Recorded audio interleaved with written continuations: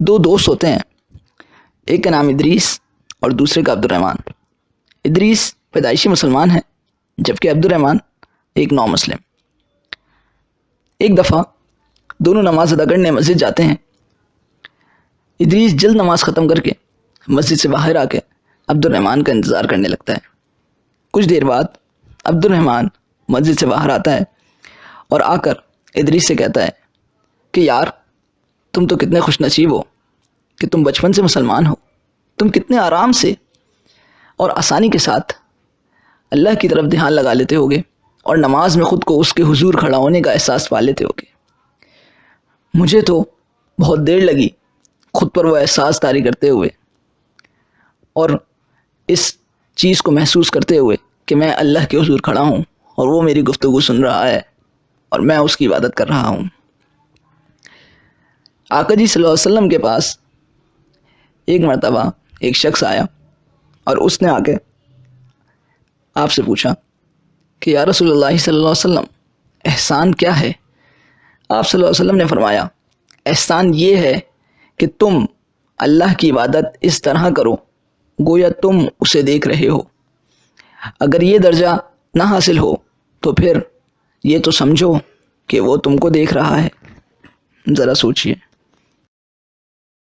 حلقہ لگا ہوا ہے، بچے، جوان، بوڑھے سب اپنی اپنی جگہوں پر تشریف فرما ہیں اور سامنے بزرگ اپنی نشست پر براجمان ہیں۔ سوالوں کا سلسلہ جاری ہے، ایک ایک کر کے ہر شخص اپنے مسئلے حضرت کے سامنے پیش کر رہا ہے کہ ایک نوجوان کھڑا ہوتا ہے اور سوال کرتا ہے حضرت نماز مومن کی معراج ہے، اس سے کیا مراد ہے اور بندہ کیسے اس معراج کو محسوس کر سکتا ہے؟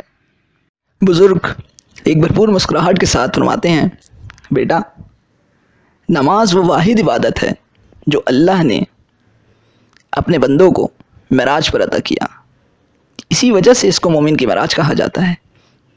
اور پھر دیکھو اللہ نے ایک اور احسان عظیم فرمایا کہ اپنے حبیب اور اپنی ملاقات کے اس سنہرے پل کو کہ جب صرف اللہ اور اس کا حبیب صلی اللہ علیہ وسلم آمنے سامنے تھے اور گفتگو فرما رہے تھے، اس گفتگو کو ہر نماز میں پڑھنا فرض کر دیا، جس کی وجہ سے جب بھی بندہ نماز پڑھتا ہے اسے معراج کی وہ عظیم رات یاد آ جاتی ہے۔ وہ گفتگو کیا ہے؟ وہ گفتگو التحیات ہے۔ التحیات کیا ہے؟ التحیات اصل میں اس لمحے کی یاد ہے کہ جب آقا جی صلی اللہ علیہ وسلم اللہ کے حضور حاضر ہوئے اور آقا جی صلی اللہ علیہ وسلم نے فرمایا التحیات للہ والصلوات والطیبات، یعنی تمام عبادتیں خواہ وہ بدنی ہوں، وہ مالی ہوں، یا جس قسم کی بھی عبادتیں ہیں وہ صرف اور صرف اللہ کے لیے ہیں۔ اس کا جواب اللہ نے اپنی رحمتوں اور برکتوں کا نزول کرتے ہوئے فرمایا السلام علیک ایھا النبی ورحمۃ اللہ وبرکاتہ، یعنی سلام ہو آپ پر اے نبی اور اللہ کی رحمتیں اور برکتیں۔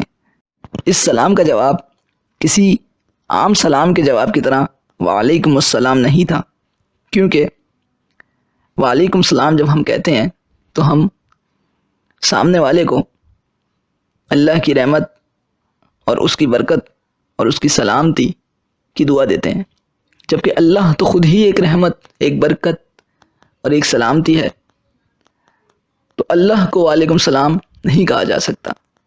تو آپ صلی اللہ علیہ وسلم نے اس سلام کا جواب اتنی خوبصورتی سے دیا، اور اس وقت بھی رحمت للعالمین صلی اللہ علیہ وسلم اپنی امت کو نہ بھولے۔ آپ صلی اللہ علیہ وسلم نے فرمایا السلام علینا وعلی عباد اللہ الصالحین، یعنی سلامتی ہو ہم پر اور اللہ کے نیک بندوں پر۔ جب یہ سلام و جواب کا سلسلہ جاری تھا اور حبیب و محبوب کے درمیان گفتگو کا آغاز تھا، تو شاید دور سے فرشتے دیکھ رہے ہوں گے اور وہ مسکرا بھی رہے ہوں گے، تو اس لمحے فرشتوں نے یہ فرمایا اشہد ان لا الہ الا اللہ و اشہد ان محمدا عبدہ ورسولہ، یعنی ہم گواہی دیتے ہیں کہ اللہ کے سوا کوئی معبود نہیں، اور ہم یہ بھی گواہی دیتے ہیں کہ حضرت محمد مصطفیٰ صلی اللہ علیہ وسلم اس کے بندے اور اس کے پیغمبر ہیں۔ تو بیٹا، اگر ہم یہ سوچ کر نماز پڑھیں تو ہم بھی اس معراج کے ساتھ منسلک ہو جائیں اور نماز ہماری بھی معراج بن جائے۔ بہت بہت شکریہ۔ السلام علیکم ورحمۃ اللہ وبرکاتہ۔